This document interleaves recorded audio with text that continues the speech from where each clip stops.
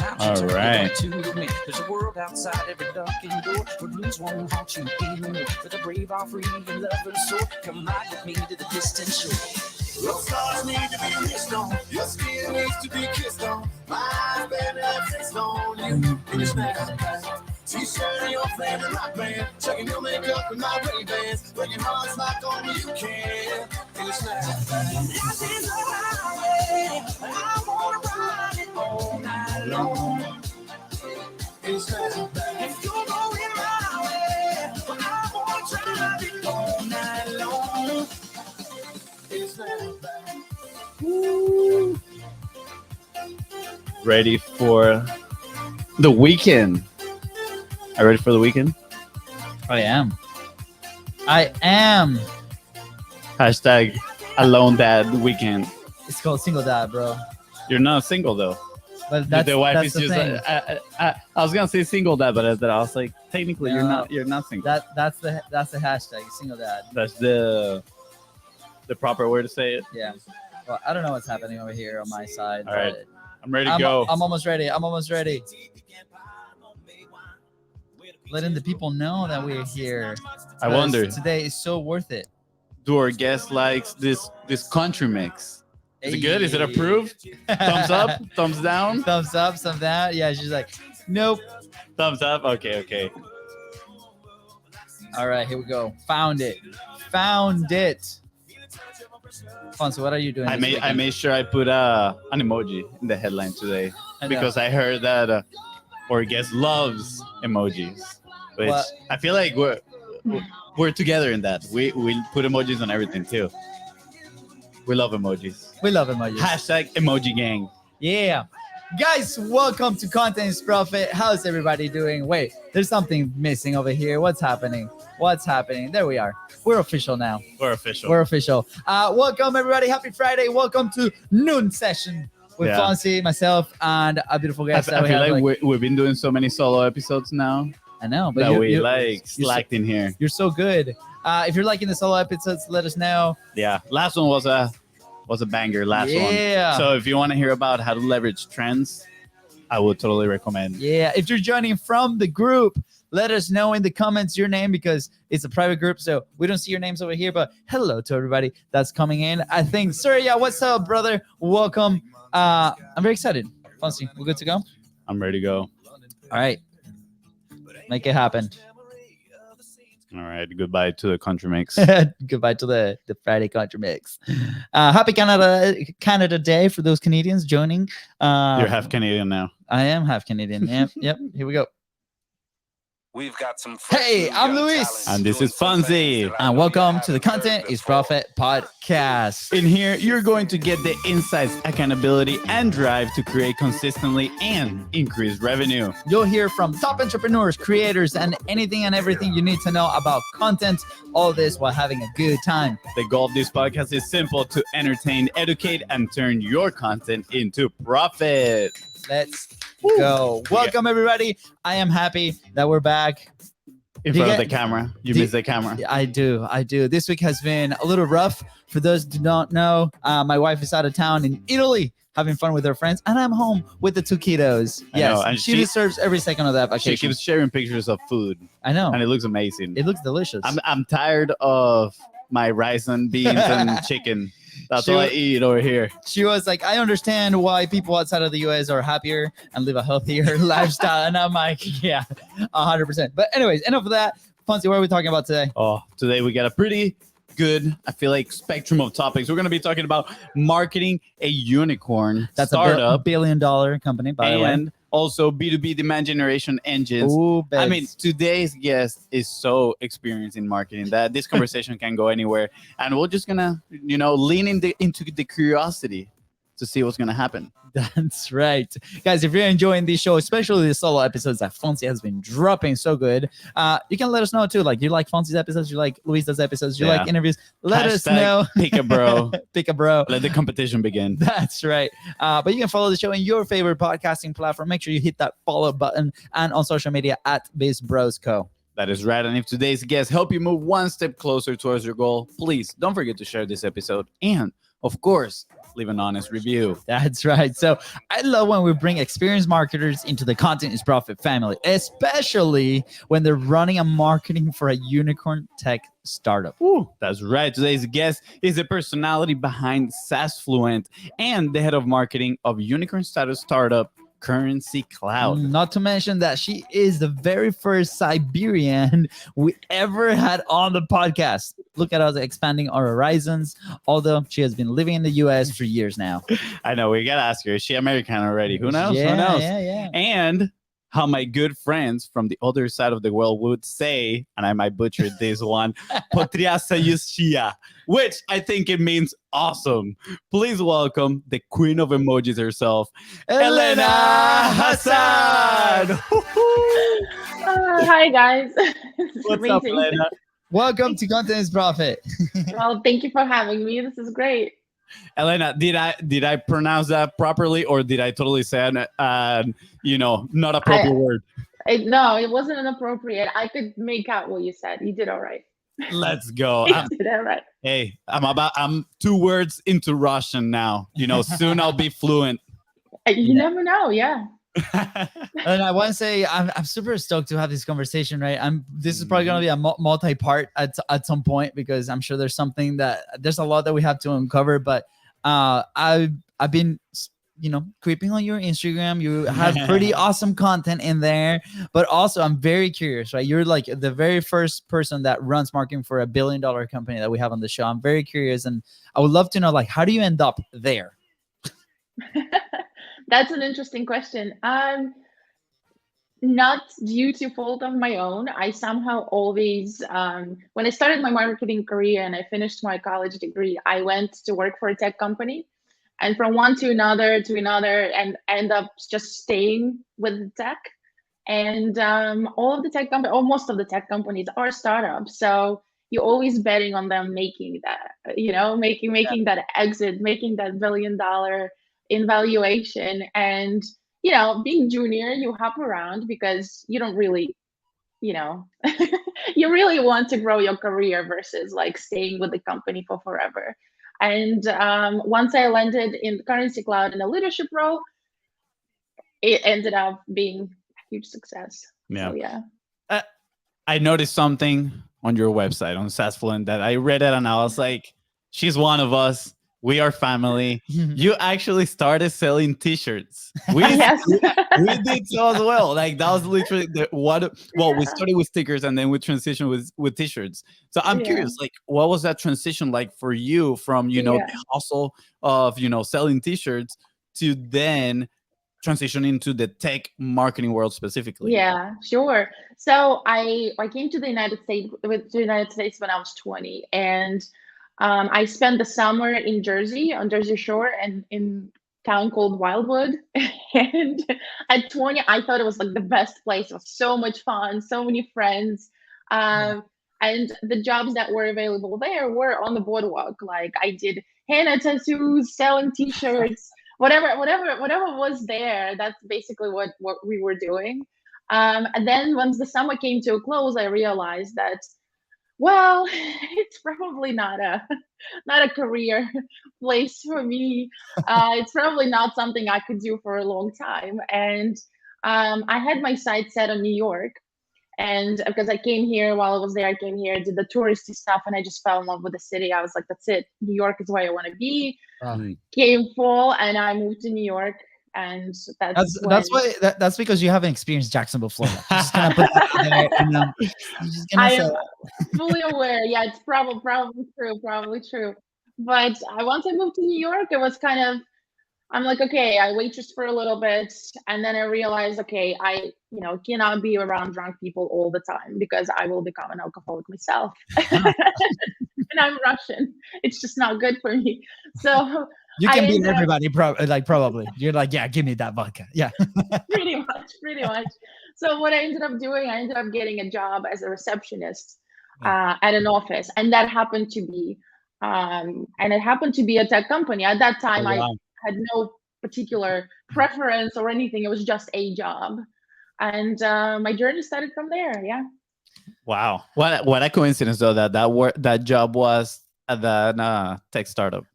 Yeah. Yeah, it was a tech startup, and I was doing all the admin stuff. And I think at some point, the CEO of the company came up to me and asked me, like, "Do you really like admin stuff? Do you see your career growing in admin?" And I was thinking to myself, like, ordering ShopRite and starting fridges?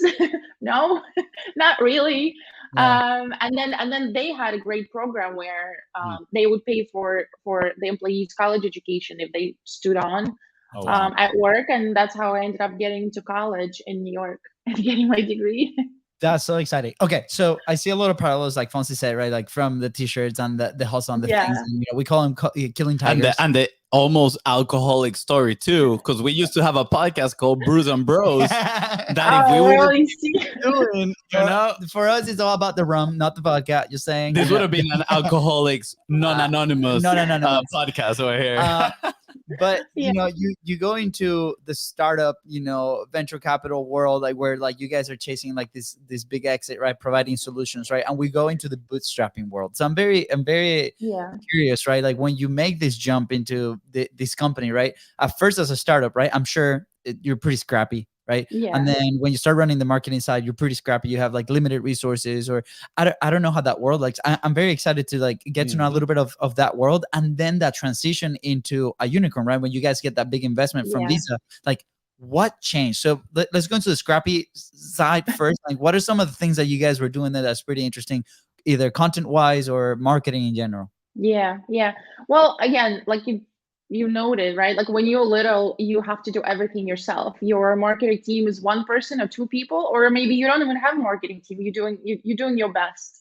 So you all kind of wearing multiple hats, doing multiple things. But because there's so much stuff to do, you usually don't step on each other's toes because there's so much work to go around. It will never be done, so it doesn't matter. Yeah. And this is why I guess like it's great for young marketers who are looking for career in marketing to join small companies, because you get to learn marketing operations and marketing automation and Salesforce, all of the things that you could put in content creation and social media, because you'll be thrown around, and like event management, all of those things that you're going to have to do or know, or at least touch, so you can actually learn what you enjoy most. So I think I had that luxury, which was great. And I think bootstrap business, again, it's more about making it work. Not having not having it perfectly figured out, but like doing something, right? Like just going ahead and taking that leap and just constantly doing and doing and doing. And sometimes it's just like throwing spaghetti at the wall and seeing what sticks. Basically, that kind of marketing is what kind of marketing usually startups do. And sometimes you need to do that before you realize like what message resonates, like how you're supposed to go about it. Because I think there is this I think there's always this pressure on founders or marketing leaders in small startup, like, I need to figure it out. Like, I need to know. Like, I'm gonna sit down, I'm gonna spend 3-hour workshop, and I'm gonna know. And then no, you're not gonna know. You have to be okay to go with the flow and literally see where you could find more leverage. Just keep doing what you're doing and monitor things and test things and optimize things. Do you I think, remember one of those specific spaghettis that you threw into the wall and stuck? Like, can you share with us like yeah, maybe yeah. one or two strategies that you guys use that really worked? Yeah, so one of the strategies that I came up with and we started doing that worked really, really well as so I'm a head of marketing for Currency Cloud in North American region. It is the company that came to the US from the UK. So what happened was that we were trying to sell European product to US audience without any kind of product market fit or understanding and understanding market kind of landscape in the US. So we needed to do something, but we had no money to like, make big splurge or spend a lot of money on events and things like this. So I knew that we need to do content that's consistent. We need to, again, if we do content, we're going to get SEO, we're going to get demand gen up. We needed to do brand awareness. We needed to develop our internal thought leaders in our team here in North America, not in the UK, but the ones that here know the market better. So all of these things had to be done with very limited resources. So for us, again, it was more about, is there that one thing that can give us all of this to some degree, right? And that thing became a podcast. because it basically forced us to produce consistent content, not like whenever we can write a blog, but weekly. Weekly podcasts that created for us like multiple formats of content, right? It's videos, it's audio, it's snippets, it's a blog because we transcribed kind of each episode and posted it as blogs as well. So it created so much. It helped us generate so much content on very good topics that are in line with our target audience, and helped us also meet our kind of prospective customers, right? Invite them as guests, have very non-threatening conversations with them about like what do they care about in their world. It's very hard sometimes to reach that target audience and immerse yourself in their day to day. And this was a perfect excuse, non-salesy, non-threatening way to keep that communication going with our target audience. And that was something that really helped us out. That's awesome. Wow, you nail all the points that we like preach on content is profit Yeah. every single time, which Yeah. is This was not pre-planned, people. Yeah. If you think like this is not pre-planned at all. at all. You talk Yeah. about the leverage that podcasting has. Of course, you need that element of consistency that comes down to showing up at the end of the day. But you can leverage, like you said, that macro piece of content to then create so many other pieces of content and distribute them in other mediums, right? So you can reach a broader audience. But the most important piece right here, I think, that a lot of people, especially in B2B, they just don't see it yet, or it just flies under the radar, is access to your target audience or access to your customers, and then building those key relationships that then Yeah. you can develop into something else, right? And Exactly. I was about to ask you that because I noticed that I think you started the podcast in 2017. I was Yeah. actually curious on whether you started the podcast before working with the company or once you were with the company, but I think you answered Once I that was with a company. once Yeah. you were with the company. Yeah. And I'm curious on how was that decision made, right? Because like you said, you guys had to try a lot of different things here and there. How did you sell the idea to the company of like, hey, let's do the podcast? Well, it was interesting because I was hired as a marketing person, and like, okay, you have to do all these things. And at that time, I was it was just me and one more person on the marketing team here, and she was busy creating white papers and blogs. She was in charge of PR and all these things. So she was busy doing her thing. So I was like, how am I as one person? I can't possibly create enough email nurtures and blogs and all of this stuff. It's kind of like it's impossible to churn out so much original content. Yeah. And then also like there's no consistency, and I know myself, it's very easy to drop the ball. Like you do like few blogs and then you take a break for 3 months. That's how it's the Yeah. nature of the beast. Or where, and again, like the amount of money that I had at my disposal was very limited. I couldn't afford big ticket shows or conferences and have a booth there or pitch for speaking engagements, and nobody knows my team. Like they're never gonna get the speaking engagement there. Everybody's like, you're kind of like, who? No, we want at least your CEO to come and join, right? Like, or something like this. So it became easy for me to pitch because I was able to explain how under one umbrella, and yes, it's a commitment, and we had to hire a team that would production team that helped us with like producing and cutting and editing and all that stuff. But with this one thing, we're gonna achieve so many things. And guess what? Like Yeah. a couple of years after doing the podcast, each co-host that was a part of the podcast, they started getting invited to conferences for free. I didn't have to pay anything anymore. And they build their own personal brands this Yeah. way. Like some of them are still at the company, some of them are not, but now they have their own podcasts too. So it became a thing now. Yeah. All of a You sudden. did mention that kind of like briefly, that part of it, was developing thought leadership within the company. And I think a lot of people miss that. I feel like a lot of people now see it as I need to be the face of the company just because we need content and somebody Yeah. needs to be out there. Yeah. But it's not talked as thought leadership, right? Like we want people when they think about, I don't know, you're gonna have to explain a little bit about Currency Cloud. But when they try to think about those solutions, they're gonna think about, oh, cool, Elena is the person I want to talk to.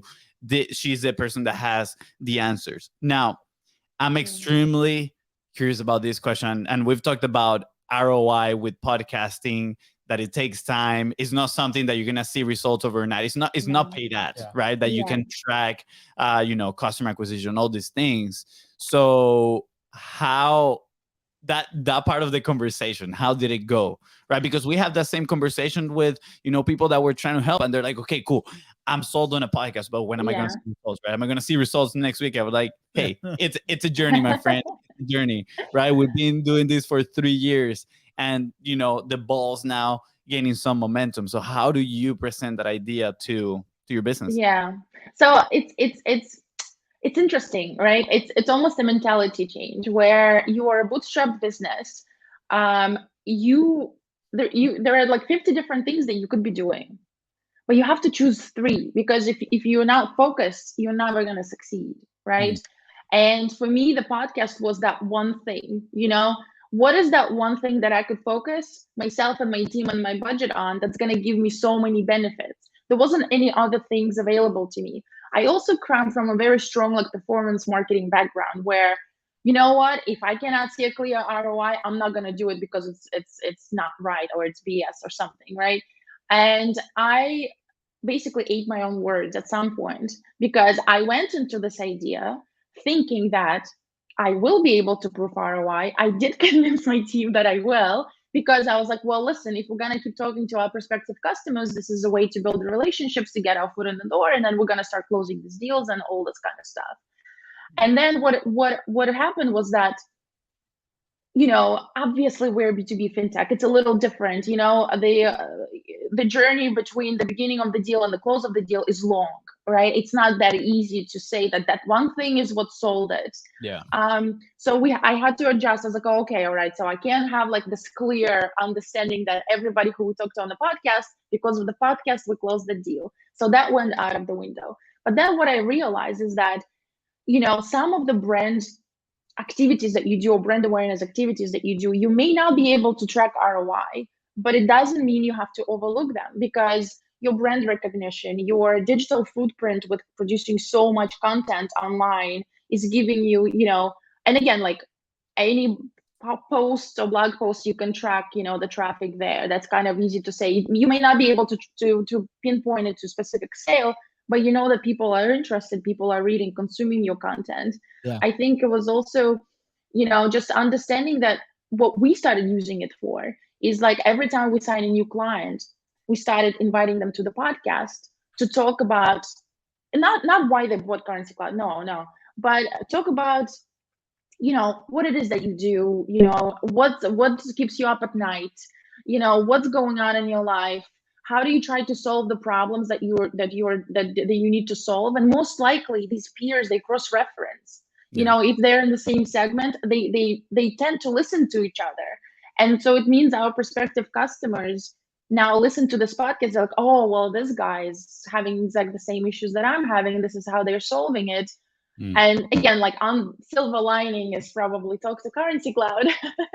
So it was a great way to get those customer, almost not testimonials, but join our brand together with our customer brand, which in a lot of cases were bigger brands than ours. And it gave us a lot of brand awareness. Yeah, I love this, right? Because for us, we also did that exercise, right? We got to a moment where we're like, is this actually the thing that's driving the business, right? And it came down to a mindset work that we had to do, because it's like, do we actually believe that this is driving it, right? And obviously it is, like, because we're developing the relationships.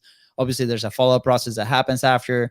There's like this machine around it, right? But you mentioned a few elements like relationship building with your current clients, right? Like if you're on a month to month, if these clients you depend on them for X amount of time, right? Like we were able to very quickly go from a 3-month lifetime value to 6 months, and soon to 8 months, and then to 9 months, right? And that obviously translates into revenue for the company, right? So it's a way not only for the front end on your platform, like lead gen or relationship building or prospecting, right? But also becomes this amazing tool on the back end to build a relationship with your current customers, to get referrals, to be like, okay, show testimonials. And we've been, I was writing here as you were explaining, what's a formula, right? Like how can we measure like these things? And for some people it's worth millions of dollars, right? For others are maybe thousands of dollars. For some others, unfortunately, is worth zero, right? We're on the we're on the boat of $1 million, right? Because guess what? Like this is not just for today. This is for the next 10 years that we're building. This is like a very solid and business. think about it too, like in a way that it's almost a user-generated content, which is the best content you can possibly have, right? It happens, the conversation flows, that your prospect or whatever your target audience person is saying all the things that they are saying. And because a lot of times for startups to start creating content that's serving their target audience may be a little difficult because you are selling them a tool, but you're not in their shoes. You don't know their issues, right? You almost have sometimes no credibility to talk about the topics that they care about because you don't know these topics. You're not them.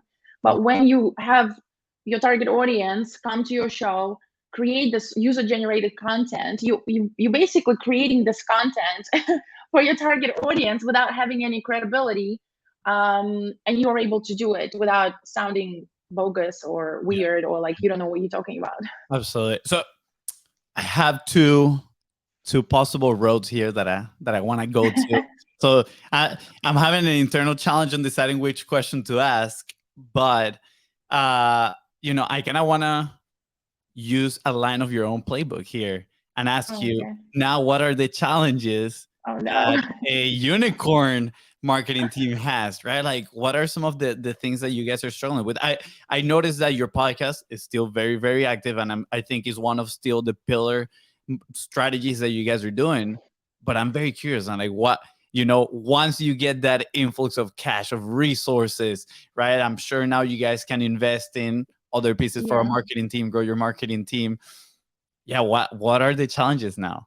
Yeah, well, so podcast has become a thing, and it's no longer in my hands. It became a global thing that serves the whole of global team now. Not just it was desperate move for US, but it became like it became like a thing for the whole company. That's awesome. And That's amazing. yeah, and since we had like investment rounds and injection of cash, so we have been growing, right? We didn't wait to become a unicorn to grow, which is good. So the team is quite big, but at some point, yes, you like when you scrappy, you do things and you start using some tools, or you have kind of like almost zero processes as to how you generate or do things. And then as you get bigger, the biggest question that you constantly asking yourself is, how do we scale? Like everything that we do now, how do we scale, right? Like if you decide to do a podcast, you're like one person talking to people, great. But now to serve global team, we have incubators in France, in Germany, in Spain, in the UK, in APAC region. How do you scale podcasts so they can have the podcast as well in their own language under the same like show name, right? Like, so these are the questions that now become more prominent, or in terms of like any technology that you on board, like marketing automation or CRM or even social media tools, right? Like, how do you scale that as well? So this is, I think, these are the challenges that you deal with once you hit that growth. Yeah, absolutely. Sounds like the scalability side of things is like, okay, how do we just keep it growing? And I find it very interesting because we're big fans of watching YouTube and the creator economy. And I don't know if you're familiar with it, but there's this pretty big creator in there called Mr. Beast.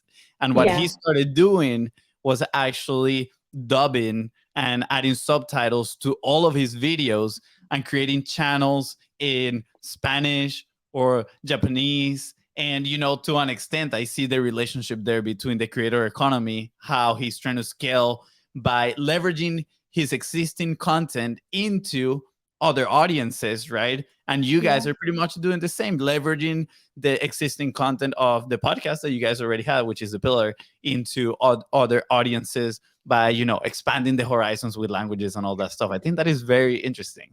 Yeah, that's the key. And sometimes you come to a point where certain strategies don't work anymore and you need to Mhm. abandon them, or maybe agencies that support you before, freelancers that helped you before, I don't know, like you outgrew them. So you go through this chain of like, renewing your support system and the resources that you use into more like bigger scale companies. Absolutely. So is now your role is more of the management of like these resources and how you're placing people and all that stuff? Well, thankfully, I have a team now, so yes. So yes, most of the time the team is in charge of things, but I'm just overlooking the strategy and making Yeah. sure they have everything they need to be successful. Absolutely. That's Yeah. that's good. Definitely something we need to I especially need to work more on that. I have a challenge of letting things go, and delegating, which is so key when you're trying to grow. It's funny, Yeah. like we on our service, the team has been growing, and we have this project manager now that's like we hired him to free FONZI, right? And today in our daily huddle flow, it's like, man, I feel so disconnected, right? And I guess it's a good thing and a bad thing at the same time. But for him, maybe the bad thing. For us is like really good, because like bottleneck, we cannot be the bottlenecks. Yeah. So I highly encourage everybody, right? Like if you're planning with your content team on that transition, if it's just you, right? Like the story that Elena just shared with being scrappy to that growth mode, which eventually as a business, right, that's where we want to get, whether that's an investment, whether that's a loan that you get, whether that's like an influx of cash from your clients and you decide to hire. These are important steps. So what are some things that we can account for, right? Make sure that your processes are well documented, make sure that you have a clear vision for the team, and make sure that that's shared across the whole department. Make sure that they understand, they run through that process, and it's super important, right? And if you, for some reason, shameless plug, if you need help on your content team, on fractional content team, give us a call. That's what we actually do. So super exciting. Elena, we have a few minutes, right? I think we have a few minutes still. I'm very curious. I'm very excited that you're actually developing a personal brand as well. So Dude, you read Yeah. my man. I was like, I want to bro. go there. I want to go into the personal brand side of Yeah. things. And FONZI has it pulled up right now. Yep. And I love it. I absolutely love it. New York is very present, right? Like the things, your key pillars are there. So you're an amazing executive, right, in this unicorn company, but why the decision of developing your personal brand? I think I mean it was like, I think it was like a 2020 thing when all of a sudden you don't come into the office, you have so much more time on your hands, and it gave me an opportunity to think a little bit, what do I enjoy doing, and especially like I mentioned, now I do less of the doing things, right? It's more just being there and making sure everybody's successful and they have what they need. And then I realized, when you work for one company, and again, I'm a hired employee, right, for a company. I'm fully vested in the culture and everything. But I feel like I know all these things, and I was fortunate enough in life to go through the experiences, to work with really, really brilliant people and great teams, and like make my own mistakes and learn some things, what works, what doesn't work. But if I were to say like, oh, I want to help another tech company with this, right? And if I were to just get another job, it means I'm helping one company at a time, right? I'm helping one person at a time. So I was thinking, how do I do one to many? Like, how do I somehow scale? I mean, I didn't quite figure that one out. I just started my blog on Instagram and started posting content in hopes that, like, even if it reaches few more people and helps them Yeah. to, because sometimes I talk to people and they're like, okay, everything you say makes sense because I was thinking about it, but I just wanted somebody with marketing degree and who knows marketing to tell me that I'm on the right track. Yeah. So Reassurance. exactly, even if it's this, that like, okay, whatever you're thinking about is the right thing to do, I just felt like this need to be able to serve the marketing community or tech community. They've given me a lot and I want to give back. Yeah. It's very inspiring, by the way, Mhm. and super exciting. Like I think in the world that we live today, right? Like you as a person, or as an entrepreneur, or as an employee, right? You are your own brand. Right? You bring your personality, you bring Yeah. your unique abilities, your unique things into this world, right? And then we're seeing this transition of like, okay, I'm helping this company, right? But at the same time, if that company is not serving me as an individual, right, I have the choice to move. And at the end of the day, it's like in this world that is run by media, we have to develop that personal brand, right? So it's funny, like for us, like BIZBROS has become that personal brand. It's two of us combining to that one thing, right? The service called content momentum, different things, but we've seen the benefit of that at this early stage. I'm curious, right, on your side, what was the least friction point for you to start that personal brand, right? Because here's the people that we get a lot of people that listen to the show that are transitioning. Maybe they're in a job, right? They're like starting to develop that personal brand, that podcast, that platform, right? But there's still a lot of friction on creating this. It's very overwhelming. Sometimes their business is just very tied to their personal brand. Exactly. Or maybe they're in this job and they want to do it on the side, just like you're doing, right? So first, like, did you encounter some friction kind of pitching this to the company, right? Like, hey, are you okay with me doing this? And then what was like at least friction point for you to start? Like how were you able to start it consistently? Yeah. So, well, I believe that everybody has to have their own personal brand. And I have basically became a champion at Currency Cloud, driving my US team or sales team, especially, like, guys, you have to be out there, because I would watch them talk about like this super smart, crazy things in the room and like bouncing ideas and being amazing. And then they would leave the room, they would go home, and nobody will ever know how smart they are and all the things that they know. And I was like, guys, if you take even like 2 sentences out of this conversation and post it online, do you know how many people you're gonna, first of all, you're gonna help them, you're gonna help them understand who you are, and that next time when you are on a sales call, you have something to say, they're gonna be like, oh, I know this guy, he talks about really cool stuff, I wanna talk to him. You know, so I kind of started that whole conversation at Currency Cloud. And then I looked at myself and I was like, well, I'm telling people to do that, but why am I not doing this? And I think the least friction is that, well, for example, if for me, right, if you are at a company, the company probably has culture and values and something that you do, this common goal that you have organized yourself to achieve. So the easiest way is to talk about it, right? Like, not just keep repeating your brand broadcasting LinkedIn posts that people do, but like share the same news, but in your own words. Like, guys, I am excited we're rolling out this product because this is what I did for it, or was my play in it, right? Like, do your thing. Nobody wants to hear like you repeat what other people said. You can reshare the same thing, but add something of your own. Like, how do you feel about it, right? Like, it's all about the feelings. So that was the easy one for me, because I subscribe to every value that Currency Cloud drives, and that's why I started coming out and be like, well, this is how it should be. And it was easy for me, right? And it's great when you have a brand behind you that you could leverage for your personal growth. Yeah, absolutely. I see, you know, I'm noticing more and more that people want to see portfolios and personal brands and not so much of the curriculums itself, right? I feel like curriculums are out, portfolios and personal brands are in. You know, like when I meet somebody and, you know, when they have some sort of interest on either collaborating or doing stuff together, I don't ask them for their curriculum. I'm like, let me check your social media, right? That's exactly what I did, you know, when I saw your form come in. I mean, my brother was the one that had a, you know, a conversation with you, but I personally didn't know about you. So what did I do? I immediately went to your website. I immediately went to your Instagram. I started seeing a lot of the reels that you're doing, which are great. And go check her out. She is great at doing her Instagram reels. Lots of value. There's one big nugget I take for me. FONZI, we need influencer pictures, man. We need influencer pictures. I know. You got all these cool pictures in New York in her website. I know. I need to get in shape first. Because like, my dad bod is not friendly with a camera. Hey, so some people love the dad bod. I just need the bomber jacket, you know?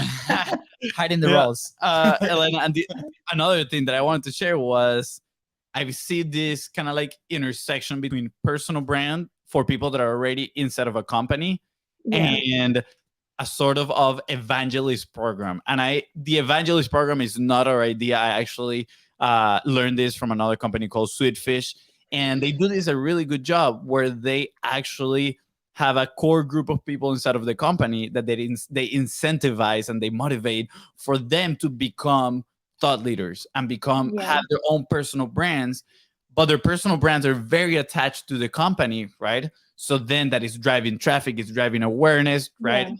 Top of funnel attention, whatever it is, But I feel like if those people decide to leave the company, they still would have such a powerful, strong personal brand that they could potentially do whatever they want. 100%, 100%. And I think, if you are with a company and you have the opportunity to be that evangelist, you absolutely should do it because, it's comfortable, right? Like you were talking about what you know most. It's very easy.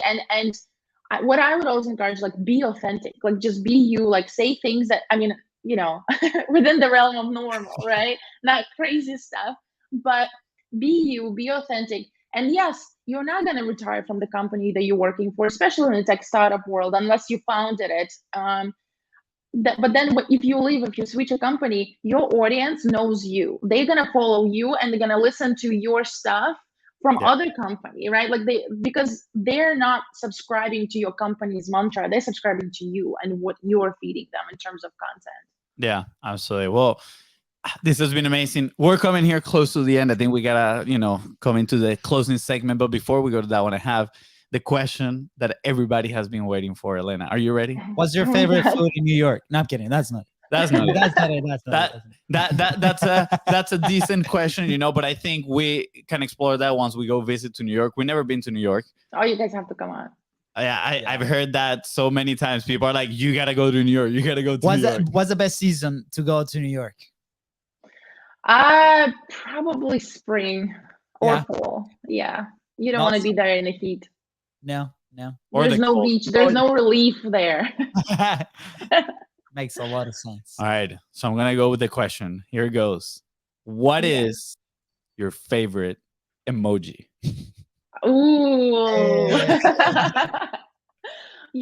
My favorite emoji is probably the one with one eye closed and tongue out. Oh, really? Mm-hmm. Interesting. What was the meaning of that one? I don't know. I feel like I could put it into anything, like cool, funny, or wink. And yeah, I'm gonna try it. Funny or tongue in the cheek. I'm gonna try that one. Whenever I'm mad with my brother, I'm gonna say something, something mean, and then I'm gonna put that one. I feel like it'll diffuse the tension a little bit, Exactly. It works for anything, for something cool and for something mean and for something funny. Yeah. That's good. That's good. Multi-purpose. Question on the last question of the show, right? Like we're gonna have the emoji question like 24/7. I'm a big fan. I write all my emails. Like I could be like emoji only and I can understand. I love emojis too. Where would you be if you did not publish? Where would I be if I would? If you did not publish. What do you mean did not publish?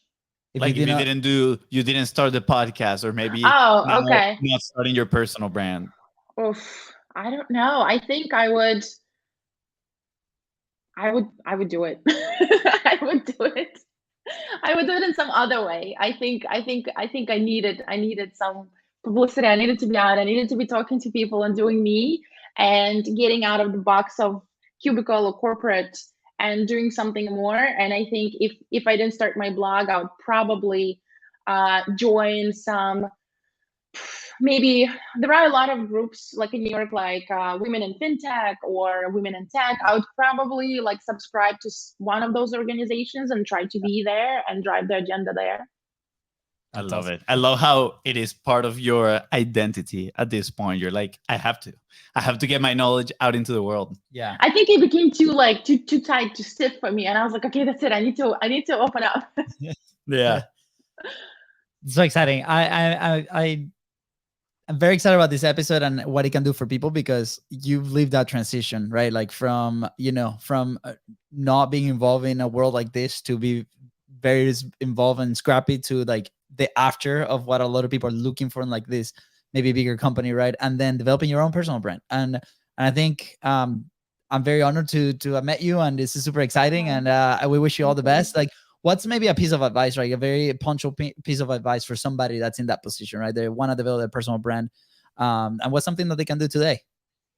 I think for everybody, bootstrapped, scaling, post-acquisition, or doing your own thing, you have to prioritize. You have to know your number one thing or number two things.